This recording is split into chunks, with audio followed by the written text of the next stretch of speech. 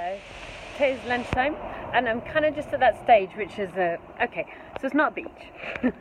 It'd be nice if it was a beach. In fact, it's going to be a beach in a couple of weeks, but it's not a beach. But I'm at that stage where the assets are producing income, the team are working, so Kate's just texted me and said, we've had one of our tenants give notice, I think I can put it up by, what was it was 120 quid a month, do you want me to do that? I was like, yes please. I texted back, and I'm going to go and work on some stuff for you guys actually, but I'm going to go and do it in a cafe. Arthur's working at the moment on service accommodation and he's going to join me, so you know what, we're still working hard, but I'm going to go to my favourite cafe and have the most amazing brunch ever and broke my computer, here we go, rather than working in an office.